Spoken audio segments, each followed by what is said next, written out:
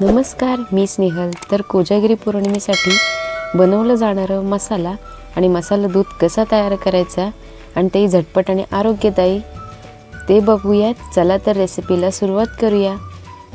इथे जाड तळाची कढई घेतलेली आहे। दूध उकळण्यासाठी नेहमी जाड तळाचंच भांडं घ्या, जेणेकरून दूध आतून करपत नाही।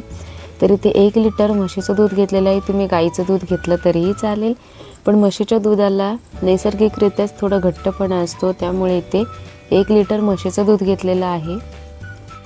त्याला उकळी येईपर्यंत आपण मसाला तयार करून घेऊयात। याचा मसाला तयार कसा करायचा तेही सोप्या पद्धतीने, चला तर बघूयात।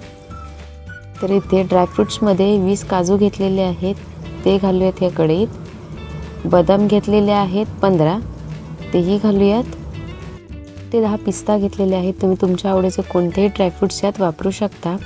तर इथे सुक्या मेवांना हलके असे डाग येईपर्यंत भाजून घ्यायचे आहेत। तर तुम्ही इथे बघू शकता सुक्का मेवा भाजून झालेले आहेत। ते मिक्सरमध्ये पावडर करून घेऊयात। मिक्सरचं भांडं घेतलेलं आहे, यात पावडर करून घ्यायची आहे। केशराच्या गाड्या घातलेल्या आहेत, हे ऑप्शनल आहे, घातलं तरीही चालेल, नाही घातलं तरीही चालेल। तरी ते पावडर करून झालेली आहे, ती एका भांड्यात काढूयात। सुक्या मेव्याच्या पावडरमध्ये पाव चमचा वेलचीने जायफळची पूड घातलेली आहे, 3 छोटे चमचे मिल्क पावडर घातली, पाव चमचा हळद घातली आहे। हळदही ऑप्शनल आहे, घातले तरी चालेल, नाही घातली तरी चालेल। तुम्हाला जर उकळत्या दुधात जायफळ किसून घालायचं असेल तर तेही तुम्ही करू शकता, खूप छान चव लागते, नक्की ट्राय करून बघा। तर इथे दुधाला उकळी आलेली आहे। 10 ते 12 मिनिटं हे दूध चांगलं घट्ट झालेलं आहे।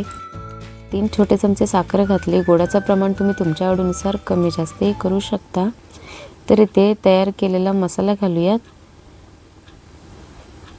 तयार केलेला मसाला दुधात घातल्यानंतर पटकन असं मिक्स करून घ्यायचं आहे। याच्यावर गुठळ्या न करता हे मिक्स करून घ्यायचं।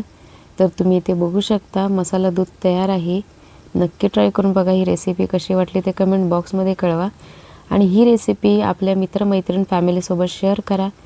अशाच नवनवीन रेसिपीजमध्ये भेटूयात, नक्की ट्राय करून बघा। कशी वाटली ते कमेंट बॉक्समध्ये कळवा।